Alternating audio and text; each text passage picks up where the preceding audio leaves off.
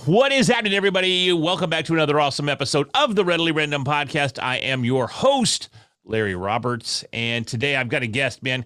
He has a very, very diverse background. He's got a lot of experience in a lot of different arenas, but one of the things that he focuses on more so than anything is helping business owners design sales kits and refining their approach to sales and finding clients. I know that's something that each and every one of us as entrepreneurs, we struggle with, and he is here today to help us out. So Andrew Myers is with us. Andrew had his home security camera video go massively viral back in 2017. He was actually seen wrestling to the ground an intruder who was about to break into his house. As a military paratrooper veteran, Andrew happened to have the skills needed to hold down the assailant until the police arrived. That's always a bonus. The original video gained over 10 million views and gave Andrew his 15 minutes of fame by appearing on many of the morning talk shows to discuss what happened. He took his shrewd business and marketing skills and turned the attention into a much-needed cause, knowing full well that the unfortunate number of veterans who take their own lives each year. Andrew partnered with Paws and Stripes, who offer an emotional support dog that can help keep more veterans alive. And since then, he's gone on to help many, many business owners grow their business and design their sales teams in a way that helps grow their business over an extended period of time. So with no further introduction, Andrew Myers, welcome to the show. Larry, thank you. That was concise. You practiced that. Actually, it's a cold read, brother. This is what I do. I'm kind of like a pro or something. I don't know. It's kind of weird. No, I'm just kidding. I did practice. But man, it's it's great to have you here, man. It really is. When Josh Carey, a mutual friend of ours, reached out and said, man, you got to have this guy on your podcast. Check it out. And I read your background, did a little homework on you, and man, I was blown away. So having you here it's a tremendous honor. Thank you so much. Well, I really appreciate that. And also your message about veterans is spot on. One thing I always like to include is a service dog for a blind veteran can cost $50,000 or more. So it's almost unaffordable. A service dog for a veteran with PTSD costs $5,000 or less. And it's one of the most effective ways there is statistically to actually save a veteran's life. So if you guys are so inclined, donate to somebody in that vein. Your money will go a lot further than it will at some of these larger corporations. If you want to laugh, Google Mr. Wronghouse, and you'll see this event. Like I said, it was beautifully captured center frame on a couple of security cameras. It's almost like I planned it, which I was accused of, but no. Oh, seriously, you were accused of staging this event that took place where you took down the wannabe burglar? Yeah, in my mind, it happened very chaotically. It wasn't a planned thing, and it happened fast, and it was pretty violent. But when I watched the video, it looks deft. I look like I really know what I'm doing. I was pleased. I was like, oh, I can't wait to show people this. I mean, I look way more like polished in what happened than the way it happened in my memory. But yeah, it did. It was crazy. I happened in Seattle. So it happened, and then I had some news reporters stop by and ask for their minutes of it. And then I went to sleep. I slept through my 15 minutes of fame, or at least 14 of them, because apparently all the morning shows on the East Coast picked up the nightly reels from the Fox and from, and so I was part of all their morning shows and didn't even realize it. I woke up, my phone was just like exploding. So only time that's ever happened, and I got to feel what it was like to be Kim Kardashian for a solid 2 hours. Yeah, that's probably about all we need for most of us. So it was enough for me. Yeah, I had my fill with it. So how is it that you handled this so deftly? Do you have training? Do you have hand-to-hand combat training? Were you a fighter? Were you an MMA guy? Yeah, what's the scoop, man? The joke is, if you look at me, I don't look like somebody that you would have to worry about. I'm scrawny. I'm 5'10". But I've been doing jiu-jitsu my entire life. So in the military, we have combatives every Thursday. Yeah. And I can pretty much handle everyone else there because they know how to toss you around. They're bigger and stronger, but they don't know the few things that matter to try to end a fight, Exactly. So yeah, it's a funny video. The guy doesn't know what I tell him he has to leave, and he kind of takes a look at me like, yeah, right. You're not telling me what to do. And he tried to haymaker me and just got drugged down these stairs, and he lands in the bottom mount. And, like I said on the recap video, it's kind of like, being locked in a safe and not knowing the combination. He had me by 50 pounds and 3 or 4 inches, but he could have given him another 3 days and he'd have never figured out how to get back to his feet. It's so funny because I personally can relate to that on such a level that most can't. Because I used to want to be I was the little wannabe MMA fighter way back in the day, back in Oh, the we mid all were. '90s. Yeah, and I don't know if you are very knowledgeable about like UFC history or mixed Oh yeah. martial arts history, but Eve Edwards back in the day was one of the cat daddies. He was one of the top 155 pounders in the UFC back then. And I was just branching out, starting to train with some real names. And I can remember the first time I ever rolled with Eves. I thought I was the cat daddy, man, because I'm up from Sherman, Texas, and not a lot of jujitsu in Sherman, Texas back in the mid Yeah, I bet '90s. not. So having a little bit underneath me, I thought I was the man because I was tapping people out left and right. And then Eve comes into the gym. You know, we knuckle up, we roll, and I was the exact same way. I'm underneath, I'm in bottom mount, and I have no idea. It Yeah. scared me. I'm not gonna. It scared me No, it because really does. It feels like you're drowning in a pool or something. yeah. There's nothing that I felt. I have Yeah. never felt so helpless in my life to have It's this guy on terrible. top of me with such skill that you can't even really verbalize it. It's just something you have to experience and something that you have to feel. And when you have somebody like yourself that's going up against somebody that's untrained, even in a real life violent encounter, it can look staged because the skill Yeah. levels are just they're not even remotely Disproportionate. the same. Yeah. And for me, I just remember thinking, like, when I first got into it, I'm not a guy who, like, I want to wake up and run. But boy, let somebody get on you and you're out of gas and they're trying to choke you and you're like, you're up at 5 a.m. and tying your running shoes the next day. Like, that is never gonna happen to me again. It is a helpless, helpless feeling. And I don't think people realize how close to that they are. Because if you talk to a Marine, and we talked to and fought a bunch when I was in the military. Sure. Every Marine's plan is like, I wish he would. I'd break his arm and then grab his arm and throw it over and then break his leg. And but they don't really have a plan for what to do if it doesn't happen just like that. Where for jiu-jitsu, it's like, I'm just going to grab onto him and hang on, and then it'll sort itself out. Yeah, we'll just see where the ride takes us, man, because Yeah, that's it's more exactly how rational it approach is. that way. It's so funny because it's shocking too as an old school karate guy to, I was a black belt when the UFC came out in '93. And of course, I'm sitting here watching UFC 1 going, these fat son of a guns, they're nothing. I could whoop everybody in there.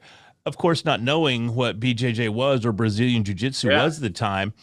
And then I realized, oh man, this kick and punch stuff, it's not working out quite like it's supposed to work out. What is Not at going all. on here? And it Well, that was completely the most changed interesting everything. time ever. And I think that's what got it for me, was realizing that a guy shaped like me, that looked like me, was the body style for winning an entire tournament like that, in Gracie. And it Yeah. was just a wake up call that, like, wow, this is really, this is what martial arts is after thousands of years of arguing about it. Which, if anybody wants, this is my first piece of advice here. If you like binge watching things like, Game of Thrones or other things, go back and give UFC Fight Pass your $8 and watch from 1 all the way to 30. And you can see an actual, like, not just a sport, but a 2,000-year-old debate literally form hour by hour. By like episode 4, they get the first guy in there that actually knows what he's looking at, and he knows how to call it. And then, like, Yep. Joe Rogan joins, I think, around episode 18 as a. But I mean, Yep. after 30, they kind of all feel like they do now. But from 1 to 30 is a great weekend binge. I mean, it's fantastic. It covers like 6 years of UFC, but I mean, it's awesome. It's a great way You to literally see evolution in action. Yeah. You literally see the evolution of fighting in action from UFC 1 to where you say UFC 30, or I think 33 is where Dana White and the group took over. Yeah. But during that time period, it's just amazing, and it's something that Darwin would approve. Well, who would? Charles Darwin would approve. Oh yes, Charles Darwin would definitely approve, because he was like, "Well, see, I told you, evolution is right. It's right here in front of your eyes." So we kind of got way off base there. Sorry, I get excited when I can talk MMA with somebody, but Yep. but man, how it is. It's great. And you know what we can kind of tie that back if we want to start bringing in the business side of the conversation, to see the evolution in business and see the evolution of the change in the ways that we do business, and the ability to recognize the time to pivot and the time to change and the time to evolve. And Yep. I think right now we're living in one of those times. What do you think? Yeah, I think the mistake that people make is that they try to reinvent the wheel. They try to say, well, now that the medium has changed, how will the entire presentation of my goals or my efforts change? And I think it's the exact opposite. It's about how to like when when they had stone wheels, and then eventually they imagined they made wood wheels, and then they invented rubber, but it's still a wheel. They just put the rubber on the wheel, right? So you look at what works now, and the things that work now have old school metaphors that directly map. So ClickFunnels is all the rage now. Go back to the 1950s, the sales letter was all the rage. What your offer was, where you put it, the order you tried it in. So, ClickFunnels is just the new school version of a sales letter. Everybody, we like to talk about videos. We've built a lot of our businesses and our clients' businesses using video, but video is nothing but essentially a voicemail. We don't use 2-minute long videos. We use these short, pithy videos that are meant to give you the feeling that you're actually having a conversation with somebody at eye level, right? And that's as old school as it gets. You mentioned that you used to sell cars back in the day. Not a lot of that has changed. If you go onto a car lot, a lot of it's the same because it is the evolution of a sales process. They've really gotten the process down from what your mind should be to how they walk you through and generate your interest and qualify your interest and then, try to close your interest. So if you look at what they've done digitally since they've added websites and they've added all these other funnels, the ones that succeed are the ones that most closely replicate that process, but using the new digital mediums. So as the mediums that we contact customers with and engage customers with and eventually convert and close customers with change, this is something our customers like to ask us or our clients is what happens if Facebook goes away? We're like, nothing. Because the new platform will never not be monetized. Facebook, they were big before they ever figured out how to make money. The next platform will have it figured out from day one, and we're just going to parlay the exact same techniques onto the new platform, whatever it is, whatever their format requirements are or whatever, So at the end of the day, what matters is knowing not your sales process, but the effect that it has on your customer. And that's the way business has always been. To write the best sales letter, it wasn't 5 salespeople in a room having a writing competition. Like my daughter participates in coloring competitions, right? It was what is the effect of the sales letter? To win that competition, you'd have to show it had a better effect, right? So by chasing the results, our processes have formed over time. They are highly evolved. They are the Brazilian jiu-jitsu of sales attempts. So our job isn't to come up with a new hold, it's to figure out how to get that hold to work on a new medium. It's interesting, and I've heard you use the term twice now since we've been talking, and we talked a little bit before we hit that record button, and you used the term there too. Pithy? You're using short, pithy videos? Help me understand what that means. So pithy is like the attempt to say something in this, I don't know, we should probably look up the definition, but the way I've always understood it is the attempt to say something with the fewest words in a simple way. Again, salespeople fall in love with words, word tracks and closes and, sure. And at the end of the day, saying them the way you heard them when they first got your attention is nowhere near as important as saying them in a way that gets heard by the customer in a certain way. And often, so my background was selling toys door to door. I actually dropped out of high school and went door to door selling, cutting boards and coloring books and, knife sets and watches and just stuff that fit in a bag, right? I did literally, the knives too. Yeah, that's Cutco. Yeah, that's a whole different. The rope and the penny. But no, the stuff we had was $5, $10, $20 items. And you learn a lot about law of averages, but what you learn also is how to keep and more so how to lose someone's attention. Because you'll go talk to 300 people in a day and 280 of them are solid no matter what you say. So you learn to give yourself the best opportunity to flush your nose from your yeses with these short, really meaningful statements. And they're not long paragraphs. They're these little pithy statements that move somebody from one place to another, from a no to a yes, or more importantly, from a no to a maybe, because that maybe zone is where we go to work. And then how to manage their attention and not these long-winded things, because you can see somebody's attention drift while you're in the middle of them. Sure. So when you get into like sales letter writing and ClickFunnels, a lot of it's about getting it just right. And for a lot of people, that means losing a lot of your words. People don't like words.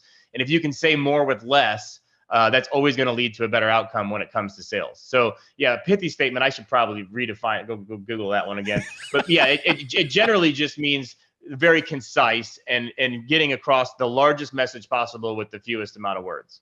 I didn't mean to put you on the carpet like that or anything like that. Yeah. I heard you use it a couple of times. I was like, okay, this is a very critical word here. So we need to to make sure that the audience knows what we're talking about. But I think that's the biggest thing, man. You hit the nail on the head when you're talking about getting to the point, cutting out all of the unnecessary words. And it's not just that way with sales. It's that way in everything.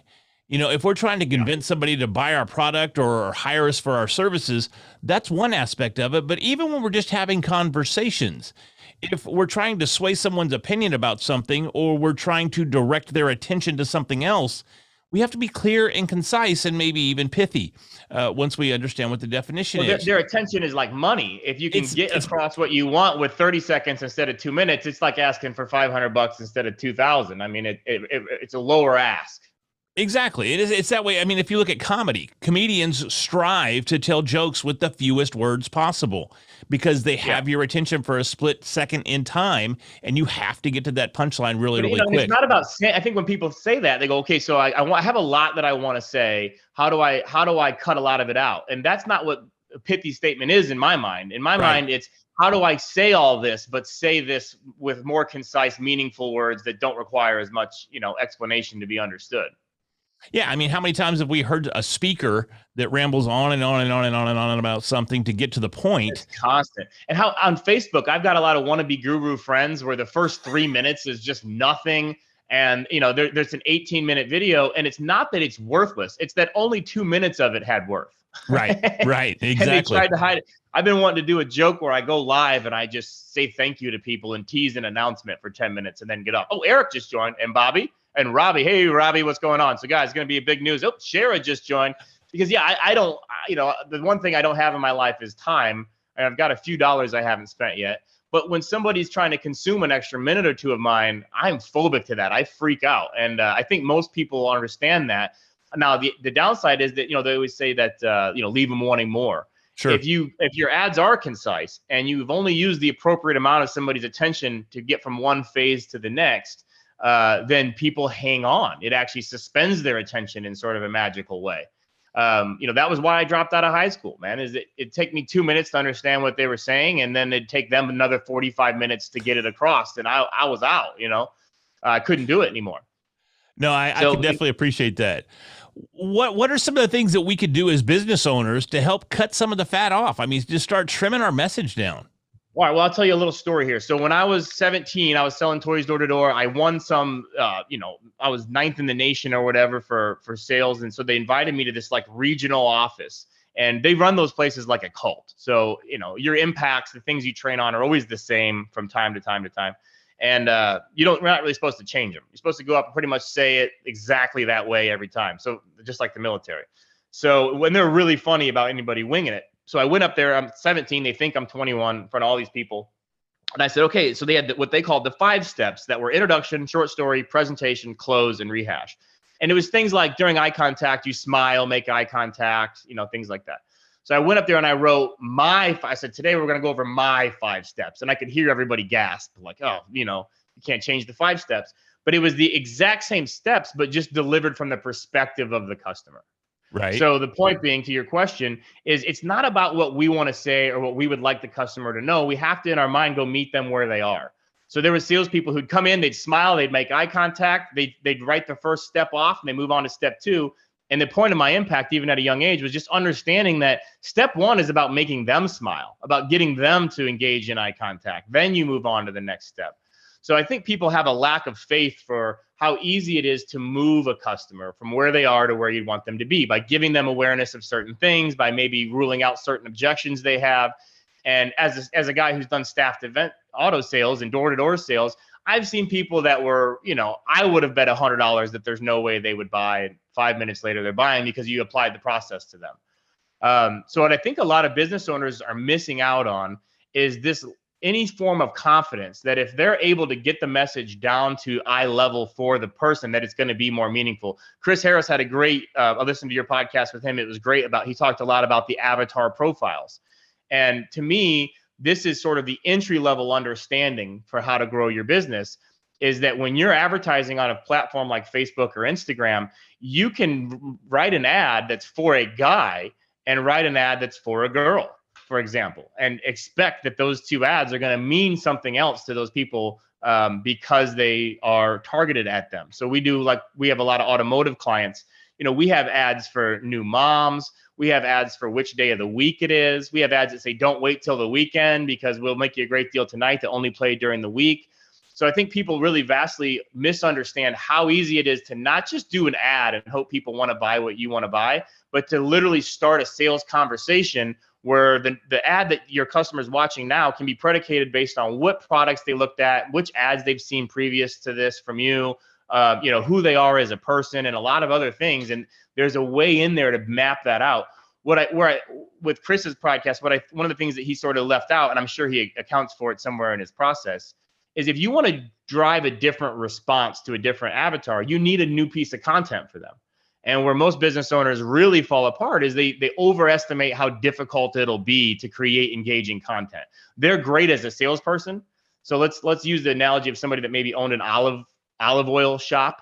They know what to say to a mom versus a dad versus a grandpa about why they should buy their olive oil.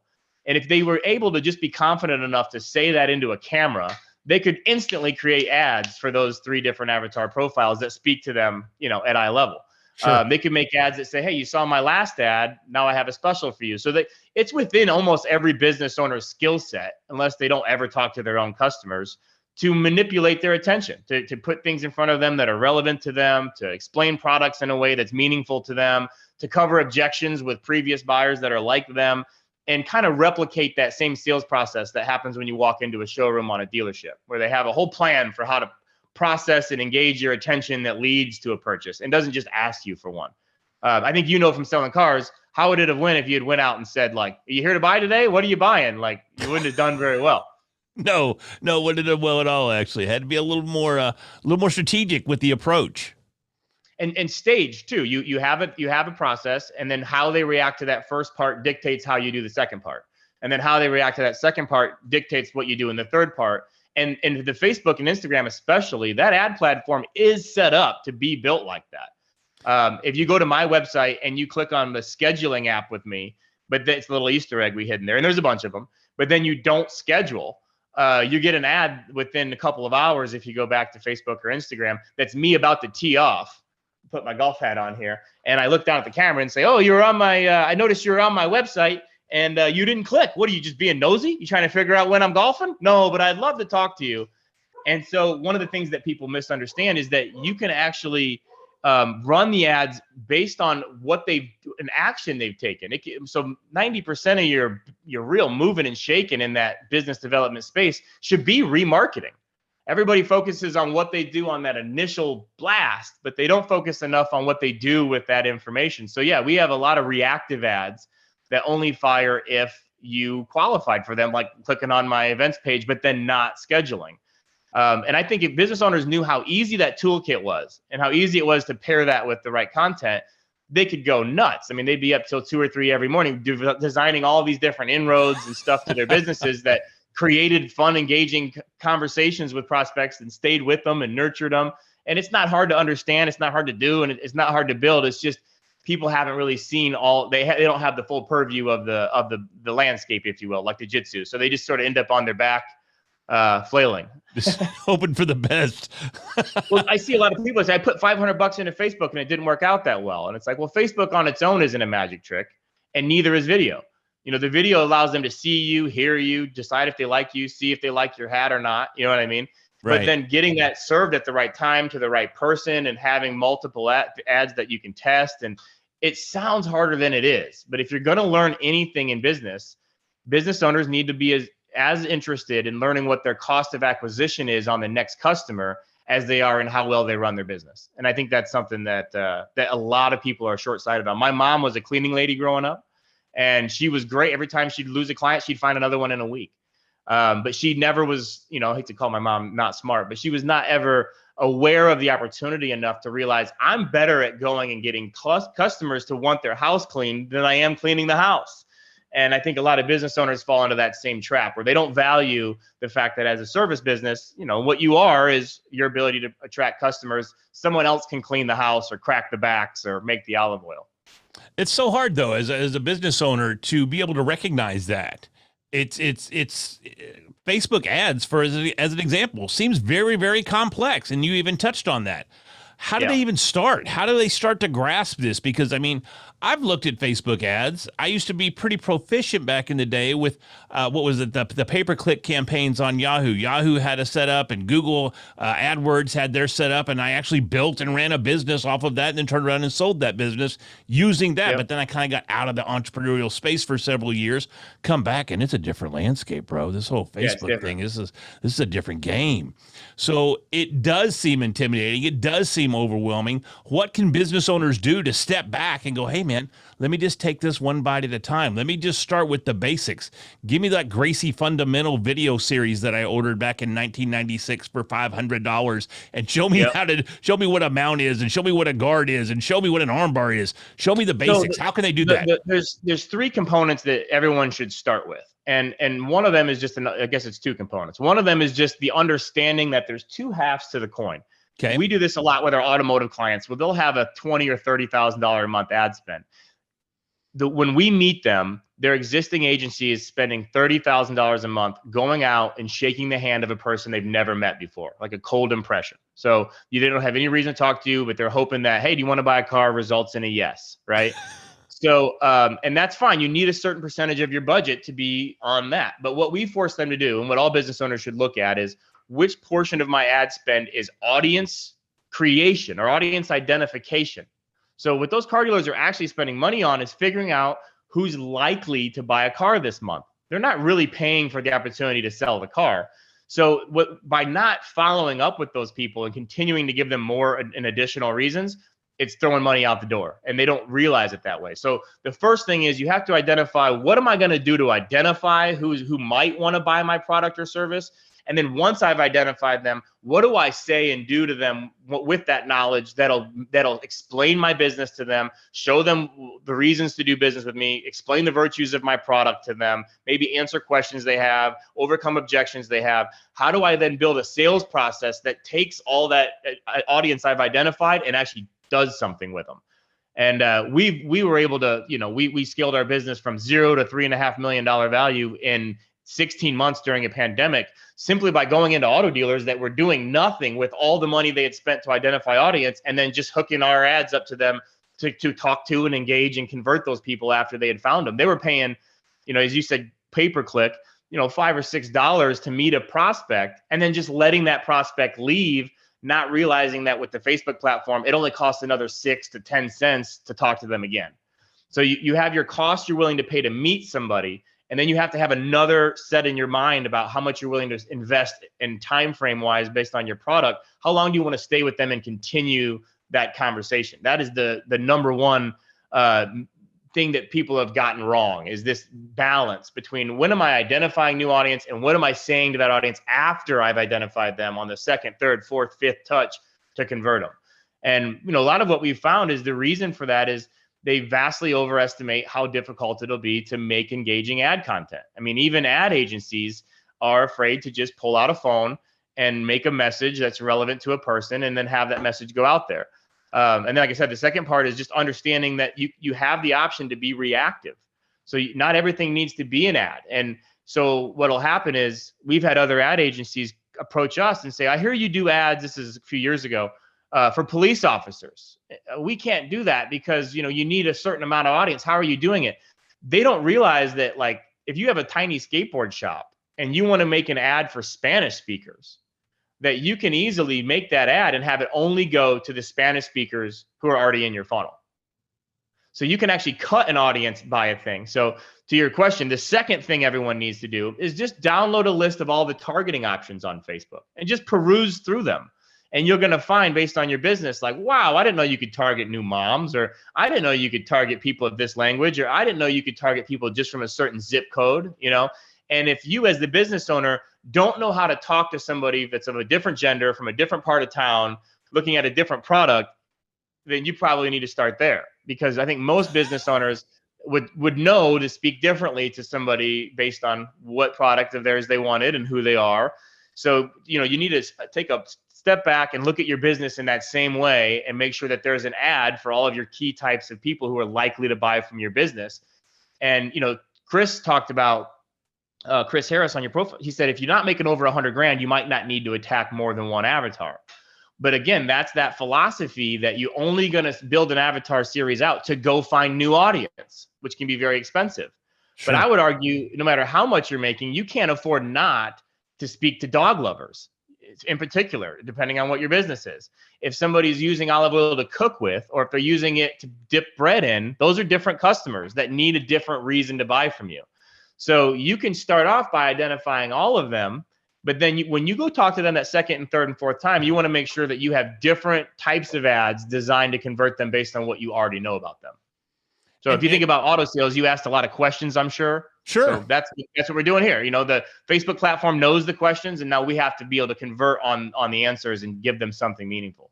So I like that you tackled that, though, in having multiple avatars. I think so many times we're afraid to identify a particular avatar because we don't want to miss out on the potential sales from somebody that might not fit that particular niche.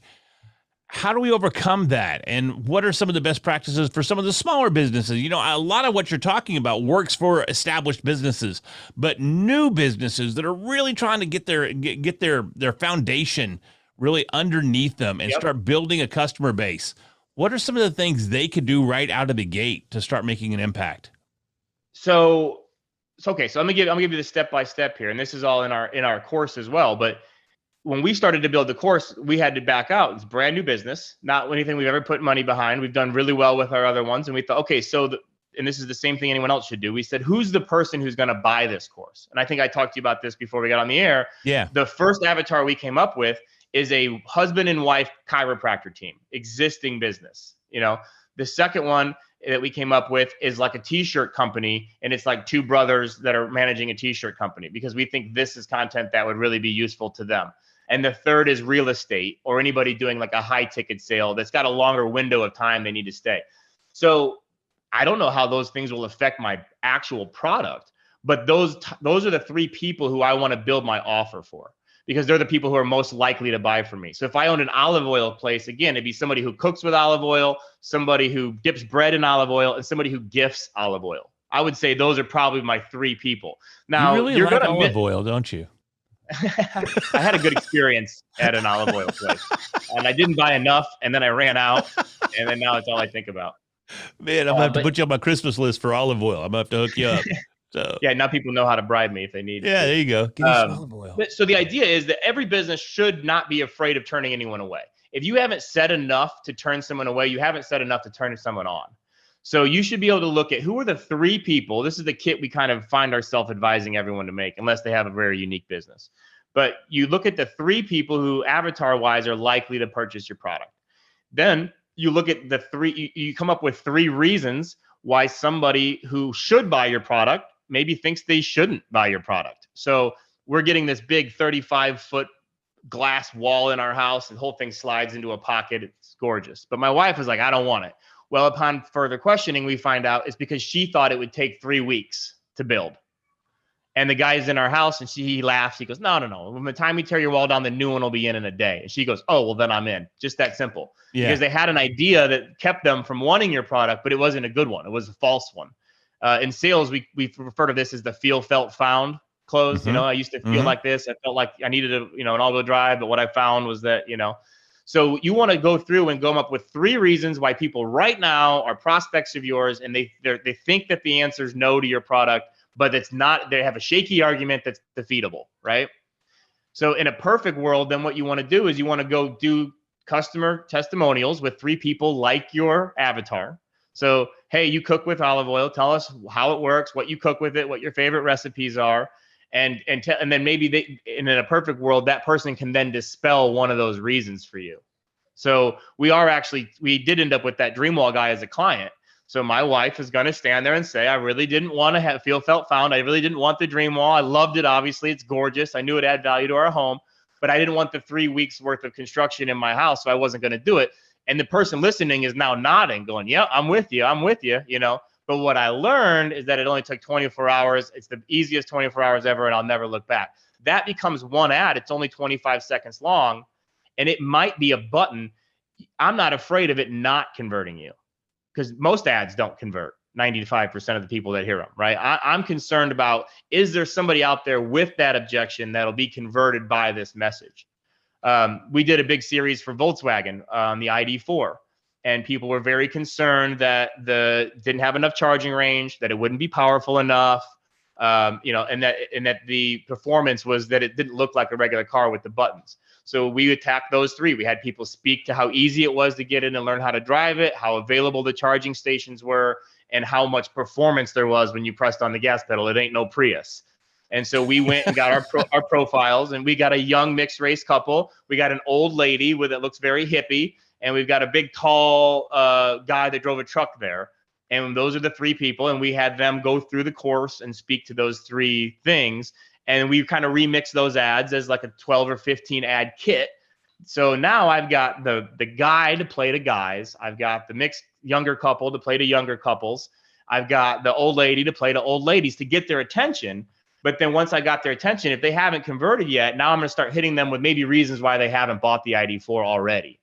And so then you can kind of create this whole sales funnel. You can keep stacking that on. You can then do FAQs. You can do informational ones. You can do fun ones that are just goofy. You can do ones for nurses and say it's a great way for nurses is charging at the hospital, whatever. So the point is, you got to love your business enough to want to make an individual message for each person that's out there that could be sold. So that's the kit that we tell most people is to back up, come up with 3 people who you would like to be doing business with. If you can't say these are the 3 who would do business, then pick your best 3. The 3 you think you'll either make the most money off of or get the most referrals off of or have the highest closing percentage with. Nail down who those 3 are and build 3 different businesses for them. And that doesn't necessarily require 3 times the ad spend, which I think was kind of an assumption that Chris was making, was that you really want to build one vertical and then build another vertical. But it doesn't really need to be that way because you're building those to go out and meet people, but you're mostly staying them because if somebody comes into your funnel and you have something from a woman and they're a woman, something based on Facebook, they'd probably rather consume an ad from somebody like them. So it gives you all these options then to build this we call it sort of conversational advertising. Some of our clients have 50 or 60 different very targeted ads in their build. Wow. So, you'll only see 5 because of who you are. But, me being a veteran, my wife being a new mother, if we shopped the same brand, we would have an entirely different perception of what this brand was because they talked to her as a mom and talked to me as a veteran. So that's actually doesn't cost any more ad spend. Whatever you spend on remarketing, you're just creating new variety so that you can always have the most engaging ad for somebody, but you're not actually spending anymore. And that's really important to note. And it allows you to do the most important thing, which is get data. As a business owner, you should be a data-driven person. So you get to see, wow, this mom section or segment of my audience isn't performing as well as, the one made for dads or the one made for veterans or whatever. So you can kind of put your energy where it belongs, but you want to have that initial build. And so, don't crawl, walk, run. I always hate that advice. Build the kit your business needs and tweak it from there. But if you don't have the ability, one of the things we like to joke about is our ad platform kind of feels more like you're familiar with what a chat bot does, right? It takes a prompt from you and shoots back. So you should be seeking to build something close to that, a facsimile of that, an ad bot that based on how you interact with it, it dictates what your next ad will be so that, you're always seeing a topically relevant, engaging ad on a product that you're actually interested in. And think about how many times you've been online and seen the same ad for shoes or even really good brands like Built. I wear a lot of their golf stuff, but it's the same 2 ads and I'll see them 30 to 40 times, So by building in these little niche-y, pithy statements aimed right at somebody's eye line, it allows them to feel totally different about your brand. And you kind of explain your whole story, explain your whole value proposition, not trying to do it all in one ad, but knowing, hey, I got you here now. I got your IP. I know what you're interested in. I'm going to take my time. I'm going to put you in a sales process and sort of create that showrooming effect that dealerships rely on to build their business. Man, it's amazing to hear how intricate it really is, but how much on the flip side, you've simplified the process. It's so simple. Like I said, if you just download the targeting options from Facebook and scroll through there, no matter what your business is, you're going to go, I didn't know I could talk to welders specifically. So, if you're selling a pair of Carhartts, what you say to a welder or the type of ad that might get their attention is just going to be fundamentally different than what you'd say to your audience if you had to talk to them all as a whole. And yeah, Yeah. it is very simple. It can be intimidating. I get that. But the platform is really easy to use.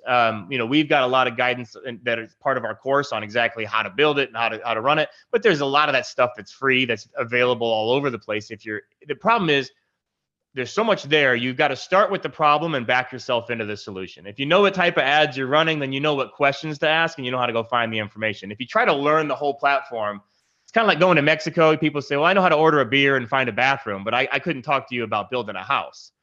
And so you don't go in and try to learn Spanish. You just go in and learn the things you need to accomplish what you need, and you kind of expand outward from there. And it really is, you're selling yourself short to not go in and fail first. Go in. If it's too hard for you, now you know. But I think a lot of business owners would be surprised that this is not beyond their pay grade. And worse yet, the agencies that you might hire to do it for you, they're not very competent at it either. They're not completely aware of the whole toolkit and how to use it to your advantage, because they're going in under the assumption they have no content to start with. And if you want to have this engaging thing, that's how we ended up building a course for how to make videos for your business. If you don't have but 3 pieces of content, it doesn't do you any good to know that I'm a police officer, or know that I looked at this product on your website versus this product, or to know that, I often am up late at night, or any of the other things you already know about me. If you don't have a unique piece of content to convert on that knowledge, then there's no point knowing it. And so, there's a big gap in how people use the platform because they're asking the wrong question. And that's, how do I build an engaging set of ads with no content? Everything's a written word ad, which is not really how it needs to be done. So another really important thing to point out is, if you play a picture ad in Facebook, the user only has the option to click it or not click it. So imagine you said you have sales history in the past. If all you said to them is, do you want to buy the car, yes or no, how many no's you'd get, right? So you want people you want to live in the maybe zone, where this person is not a no, which is very valuable information. Suspiciously, they're also not a yes yet, but they're not a no. And that's a good, valuable bit of information that you don't get from running ads that aren't videos, because you either click it or you don't click it. So when I play you a video ad, I actually get the opportunity, and this is probably the most important thing I've said yet, to meter how much of the video you watched. So if I'm starting a solar business, my first ad doesn't even need to be to try to sell you solar. I can just show somebody pulling the laminate on a very appealing way off of solar. And if your thumb didn't stop for that, then I got you to be a no. That's good. Now I'm saving my ad spend on you on the next round. If I got you to click, that's good. I just made money. But if I didn't, I at least know, hey, bro, you seem a little interested in solar. Why is that? And I can come back later and go, hey, and then start that process of evaluating that attention. So that's extremely important, is using video, because it allows you to create those maybes. They're not a yes and they're not a no. They're a more interested audience than a random audience. And that's really the backbone of our entire system, because then we go out and play that first round of ads, really just trying to see who's worth a second round of ads. And if some of them click, that's fine, but it creates that filtering process that allows you to start with 100,000 audience, cut it down to 10,000 engaged people, cut it down to 1,000 people who are really interested and have been on your website, and then make offers and try to convert only that bottom funnel, when obviously talking to 1,000 people, you can show them 100 ads for the same price as 100,000 people. Yeah, and that is what so many people fail to grasp, is just having that data, having something there to analyze in the first place. It makes all the difference in the world. It's one of the things that I struggle with as a podcaster, because we don't have a whole lot of data. There's not a lot of podcast analytics out there in the podcastosphere. Now, if you look at video content creation, you go to YouTube, you got tons of analytics. And just like that, you can see exactly where your engagement drops off. You can see where it peaks. You can see where it dips and wanes. There is so much information there, and you can use that same information, it sounds like, to judge your Facebook campaigns or your ad campaigns. Yeah, it's there. It can be a deep rabbit hole, but it also doesn't need to be. I mean, at a very surface level understanding of how to read the data, you can glean literally all the information that you need. Which ads are working, which ones are working better than other ads. But it's really about these if-then statements. Hey, man, if somebody watches this ad, then do this. If they don't, then take this action. If they watch 50% of it, then put them in this bucket. We've got ads that, like, we've got clients that are trying to recruit right now, new staff members. and they come around, and it's more of a customer facing ad. And they say, hey, we should take better care of our customers. We got to hire more people. And it's really only targeted at people who could work in that job, who already have that job. But we don't, so then the second day, then the GM comes back around. He's got his cell phone out. He's like, look, man, I just want to, and then now he's more frank, because now the only way you're going to get that ad is to have watched the first ad. So now we're setting you up as sort of a staged conversation. So he's like, look, man, I just want to work with good people. If you can show me that you sold 12 cars last month, we need to talk. Here's my cell phone. And then we give him a day off. And then the next day we come back and go, look, man, I know you saw my ad the other day and you never called. So that must mean you like your job currently. You're probably making good money. And that's why we want to work with you. So information's free. Just text my phone so you can continue to poke and prod people by setting one ad up based only on the fact that they've seen one of your other ads, this one ad in particular, or all of your other ads. That is such a trip, man, because I've never heard of that. Even when you mentioned it earlier in the show, talking about how somebody goes to your website, but they don't click they don't download your PDF or whatever it may be. Yep. And then you target them a couple of hours later on Facebook. So there's two events. That is so insane. I never even knew that. Is like, were they on this page? And then we take that a step further, because if you sign up for an appointment with me, then we send you to a thank you for that page. So there's two pages. If you signed up on the appointment, you've been to both. If you haven't, you've only been to one. So that's all we do, is we write the ad to say if they've been on this page, but then they also have not been on this page, then we know they didn't convert, and play this "why didn't you convert" message. And it's like, yeah, nobody knows that you can do this, because to them, making the ad of them on the golf course going, hey, man, what the hell? You didn't stop by my thing. That they think that's the skill level part they can't do. So their brain isn't looking for solutions to go use that type of content. I started off in the video business and sold that business and got into advertising. And the only reason I started making stuff on a cell phone is we realized it actually performed better than the really highly made, graphics and sound effects stuff. People actually just wanted me to pull my phone out and be like, yo, listen, man, and just talk, So yeah, that's the part that people are missing, is it really is that simple to build these lists based on different engagement. If you have several product types, like if you're a t-shirt company, if you sell hoodies or hats, these should all be triggering separate ads. So you can only imagine my frustration scrolling through Facebook and seeing all the places where this is failing to be done. Because, and that's the other thing that the business owners, my passion is selling people and making content and building successful funnels. It's, I like selling. We call it changing people's faces. I like saying that thing to somebody, whether in person or on a video, that makes their face go from, I don't know, to, ooh, maybe, So this is a natural space for me. But what happens to most people is they fall in love with their business. And this seems like an alien business. And it's kind of like my mom and the cleaning stuff. She would have never not known whether or not 409 was better than, than some other cleaning solution. If 409 or Clorox, she was an expert. But when it came to how to scale her business, what it costs to get a new customer, that calculation that, hey, in a day's time, I found 2 customers, maybe I should give the 409 bottle to somebody else and go, and it's every business owner's responsibility. I always say, you don't have a business until you can tell me what it costs you to acquire another customer. Yeah. Yeah. And they're not obsessed with that. They don't see that as their business. They see that as another area of business. I don't think building a website or Google SEO, I think those are areas that, you can get help in. But if you're hiring another agency to completely blow your business up, and it's void of any content you gave them, and your customers their input's not part of that, you're really missing the boat of actually running your business and creating content that's meaningful to your customers. So yeah, it's not just they've been on this page, they're this age, it's what day is it? We have flash sales that run for some of our clients that only happen at lunch, and it's like our lunchtime flash sale, and it's got sandwich emoticons and stuff. It's the same ad that runs at night with sleepy emoticons and beds and stuff. But it performs so much better just because it's topical and it's relevant. And there's whether it's the day of time, the product they looked at, who they are as a person, or some past action they've taken, it's always talking to them, and it's not just an ad. All I know is that if I saw your video come at me after I was on your website 2 hours later and said, hey, I know you didn't convert. I know you didn't sign up. What's the deal? I would go straight to my wife's office. I'd say, see this creepy shit, man? I told you they're watching, they're listening. This is freaky. but no, it's Yeah, it does.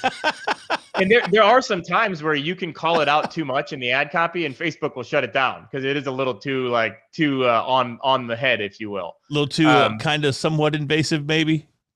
Well, they just don't want it to be like, they don't like it when you say, I know you saw my last ad. In fact, what gave me this idea is I was going through YouTube, and a friend of mine in the auto space said, hey, I'm going to be in room 213.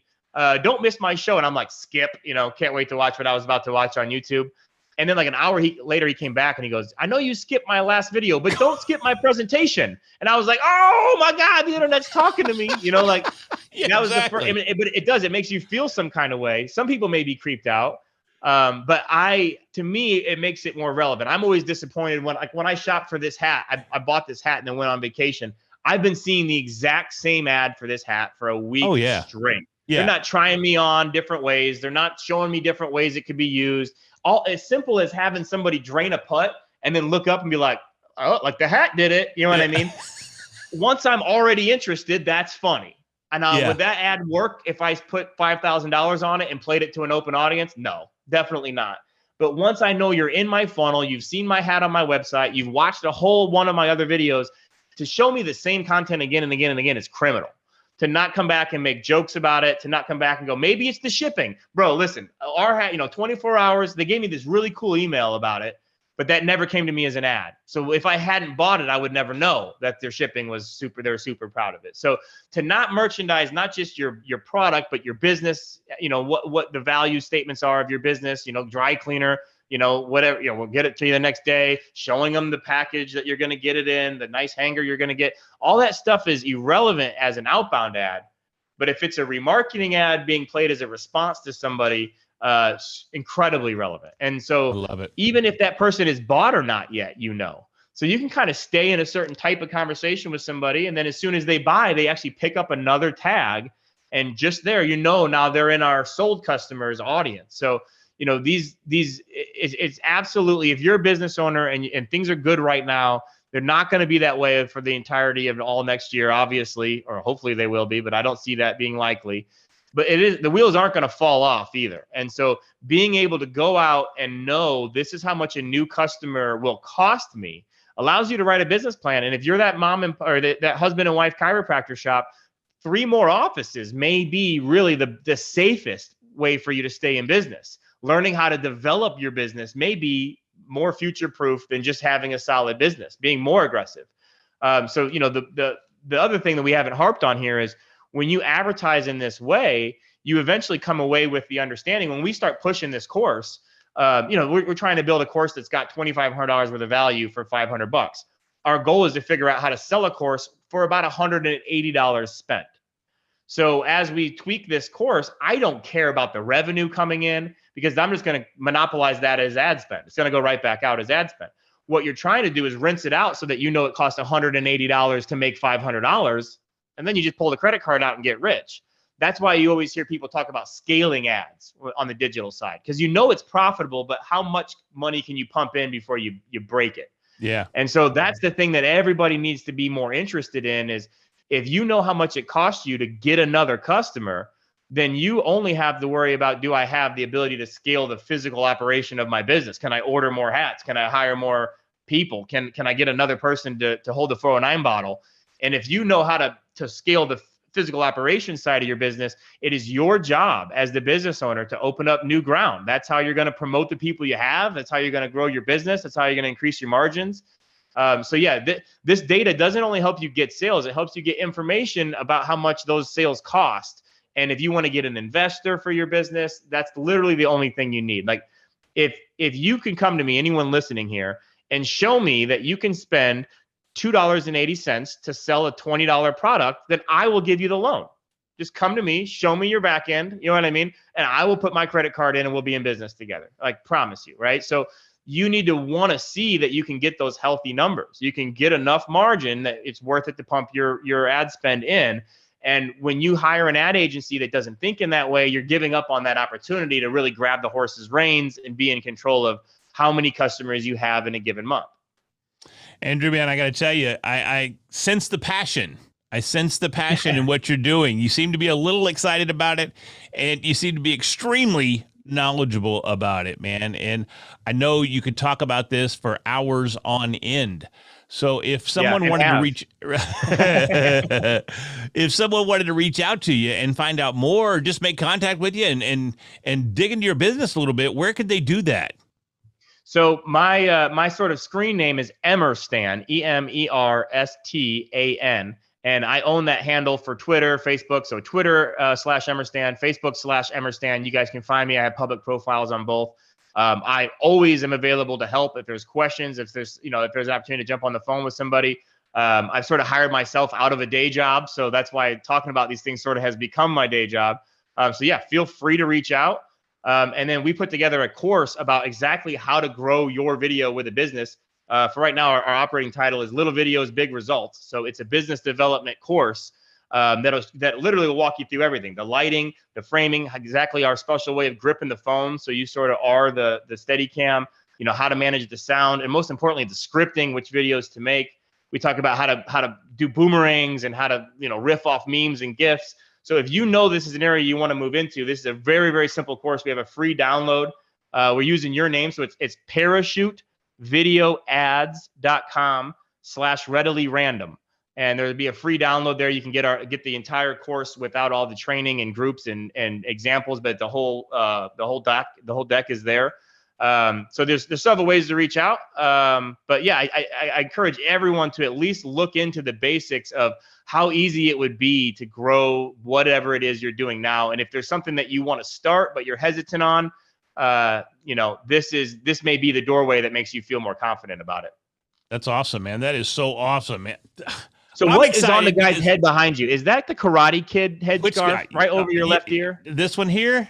Yeah. Yeah, it's a Karate Kid Shia pet. It's Daniel San. Oh my. I didn't know Yes. Very low resolution, but that's a formative part of my childhood there. Sir, and I thought that was way further behind you. That freaked me out. It's a custom background because of my camera, but you can see here that if we bring him into focus. There it is. Daniel San right there for you. Yeah, my little brother is named Daniel to this day, and I'll let you guess why. That's hilarious, man. That's great. No, but yeah, no, I love it. And I love Daniel San. He was a huge influence on me, of course. I grew up in the 80s, and I mean, he's one of the reasons, him and honestly ninjas are what got me into martial arts, you know.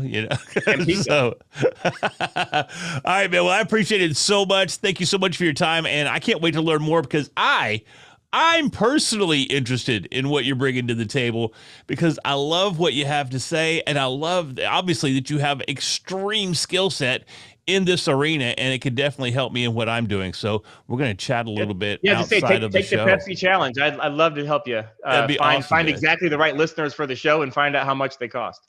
That'd be great, brother. I appreciate it. Hey, thank you so much for having me. Yeah, man. Take care.